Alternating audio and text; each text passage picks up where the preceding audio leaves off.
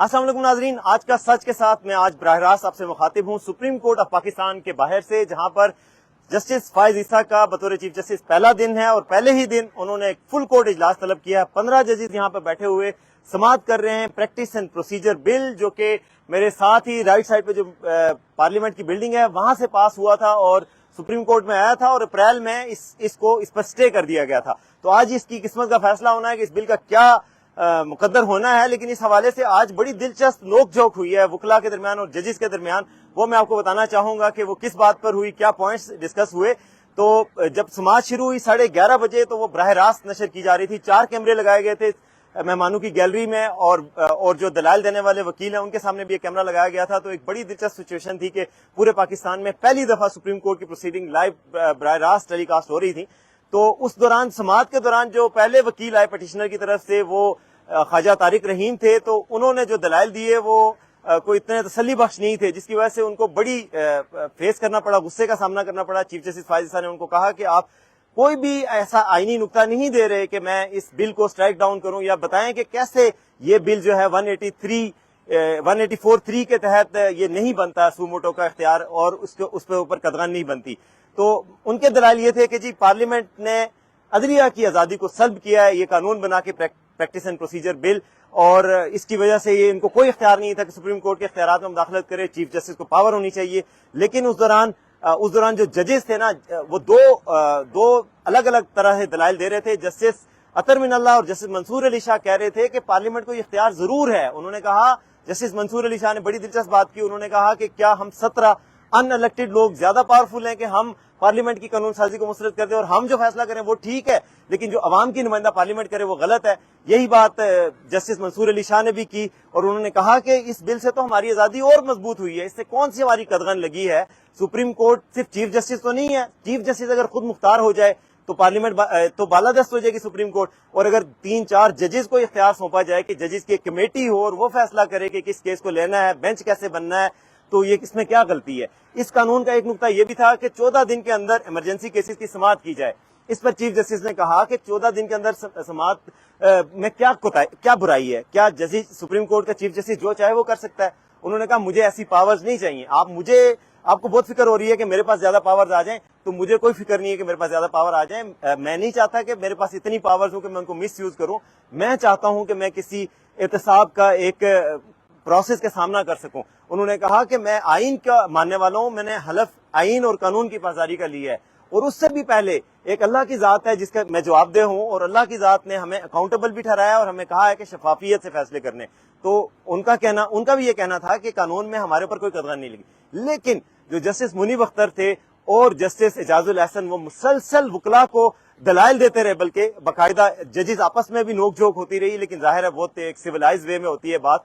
तो जो उसकी कानूनी और आईनी दलाइल दे के कहते थे नहीं ये कानून गलत है। इसी तरह जस्टिस एजाजुल हसन थोड़ी देर बाद बोल पड़ते थे कि नहीं गलत है। थोड़ी देर बाद ही जो वकील थे ख्वाजा तारिक रहीम वो आ गए और फिर उनको चीफ जस्टिस ने कहा आप क्यों कानूनी नुक्ते पे नहीं आ रहे, आप जाती नापसंद पसंद की बात कर रहे हैं।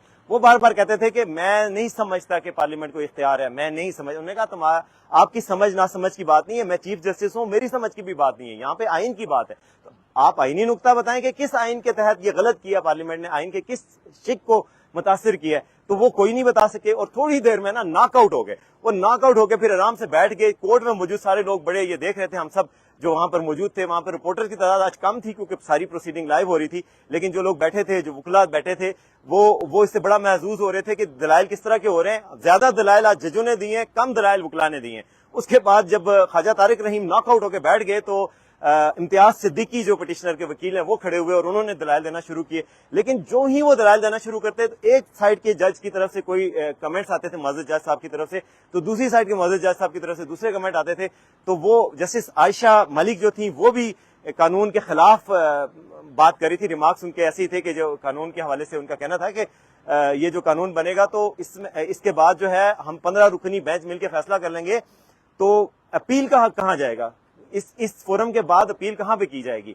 तो इस दौरान जो है वो जब इम्तियाज सिद्दीकी सवालात की बुछार से तंग आ गए तो उन्होंने कहा मुझे सांस तो लेने दें जनाब जज साहब, मुझे सांस लेने दें। और फिर वो ایک موقع پر چیف جسٹس بھی تھوڑا غصے میں آ گئے اور ان سے کہا کہ آپ دلائل دیں, آپ بات کریں, ہم سے ایسی بات نہ کریں جو ہمیں پہلے ہی پتہ ہے.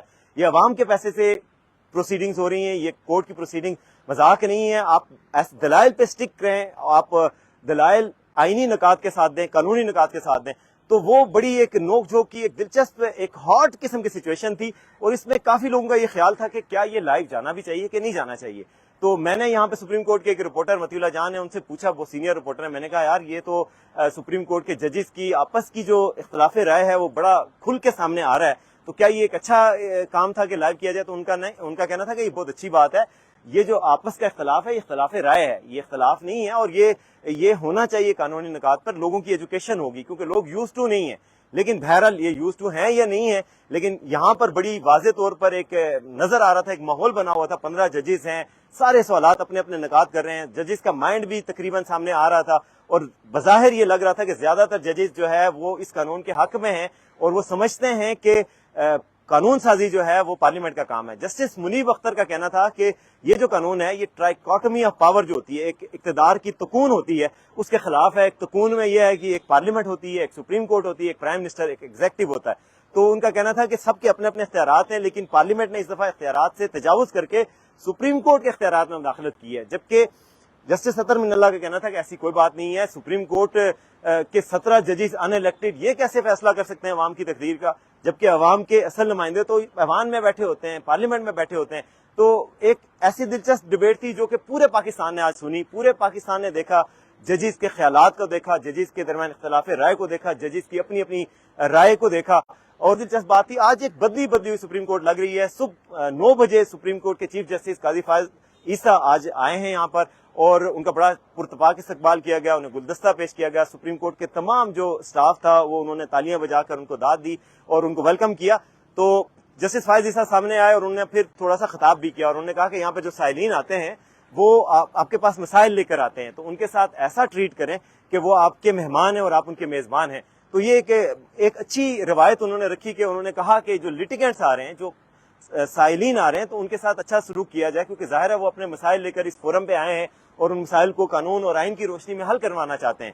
اور سپریم کورٹ کے اندر جو ابھی بھی سماعت جاری ہے, اب اٹارنی جنرل نے دلائل دیے ہیں, میراتھن سماعت جاری رہی, پھر اس کے بعد ایک وقفہ کیا گیا, اس کے بعد 3 بجے دوبارہ دلائل شروع ہوئے, تو اٹارنی جنرل آف پاکستان انہوں نے آ کے دلائل دینا شروع کیے, اور وہ دلائل بل کے حق میں دے رہے ہیں کہ جی اس سے عدلیہ کی آزادی پر کوئی قدغن نہیں لگی. اور چیف جسٹس نے بھی اپنا مائنڈ بڑا واضح کیا کہ مجھے جو ہے میری آزادی کا کوئی مسئلہ نہیں ہے, میرے اختیارات کا کوئی مسئلہ نہیں, میں چاہتا ہوں مشاورت سے فیصلے کیے جائیں, اور پارلیمنٹ جو ہے وہ بالادست ہے, پارلیمنٹ جو ہے وہ عوام کی نمائندہ ہے. ظاہر ہے 24-25 کروڑ جو عوام کی تعداد ہے وہ سارے پارلیمنٹ کے وہی لوگوں کے نمائندہ ہیں. ان کے پاس لوگوں کی شکایتیں آتی ہیں کہ ہمارے کیسز نہیں لگتے. ان کا کہنا تھا کہ کیا سپریم کورٹ کا چیف جسٹس بس یہ کہہ دے کہ میری مرضی میں نہیں کیس لگاتا, تو یہ ٹھیک بات ہے یا یہ ٹھیک بات ہے کہ ایک کمیٹی بنے اور ایک کسی پابندی کے تحت وہ کیسز سنے؟ تو عوام کے کیسز کو تو سننا ضروری ہوتا ہے. یہ ایک اور جج صاحب نے بھی یہ کہا کہ یہ کون سا طریقہ ہے کہ ہم لوگ تو جو مرضی کر لیں لیکن ہماری آزادی سلب نہیں ہوتی, لیکن اگر کوئی اس کو ڈیموکریٹائز کرنا چاہے اور چاہے کہ 2-3 ججز کی کمیٹی فیصلہ کرے تو یہ ہماری آزادی پہ قدغن ہو گئی ہے. تو اس کیس کا فیصلہ ناظرین بہت امپورٹنٹ اس لیے بھی ہے کہ اس کیس سے گزشتہ اپریل سے لے کے اب تک کے سپریم کورٹ کے فیصلوں پر بھی اثر پڑ سکتا ہے. ظاہر ہے اس کا فیصلے کا اس حوالے سے تو سپریم کورٹ اس قانونی نقطے کا جواب دے گی کہ کیا اس کے جو بیک ڈیٹ پہ فیصلے ہوئے ہیں ان پہ بھی کوئی اثرات ہوں گے یا نہیں ہوں گے. لیکن اس میں جو ایک متاثرہ فریق ہو سکتے ہیں وہ نواز شریف ہو سکتے ہیں. ان کے حوالے سے ایک لیجسلیشن ہوئی تھی جس میں اختیار دیا گیا تھا نظر ثانی کا کہ تمام کیسز جو سو موٹو کے تحت سپریم کورٹ نے سنے ہیں ان میں نظر ثانی کا اختیار ہوگا, اور وہ ایک بڑا بینچ جو ہے وہ نظر ثانی کی اپیل سنے گا, اور اس چیز کا اطلاق گزشتہ فیصلوں پر بھی ہوگا. یعنی پاناما ججمنٹ جس میں نواز شریف کو ڈسکوالیفائی کیا گیا تھا اس پر بھی اطلاق ہوگا. تو اس سے یہ امید پیدا ہوئی تھی کہ نواز شریف دوبارہ اپیل اسی قانون کے تحت سپریم کورٹ میں دائر کریں گے, ان کو ریلیف مل جائے گا, کیونکہ 21 اکتوبر کو انہوں نے پاکستان میں آنا بھی ہے. تو ان کی امیدیں بھی لگی ہوئی ہیں کہ شاید وہ قانون جو سپریم کورٹ نے اس وقت اسٹرائک ڈاؤن کر دیا تھا کہ نہیں جی یہ قانون جو ہے یہ سپریم کورٹ کے اختیارات پر ایک قدغن ہے, تو اس کو strike down justice Umar Ata Bandial کی عدالت نے کیا تھا. اب وہ قانون کیا دوبارہ بحال ہوگا؟ کیا نواز شریف کو ریلیف ملے گا؟ اچھا کیا عمران خان کو ریلیف ملے گا؟ یہ تمام چیزوں کا فیصلہ ہونا ہے. اس سماعت کے بہت اہم اثرات ہوں گے.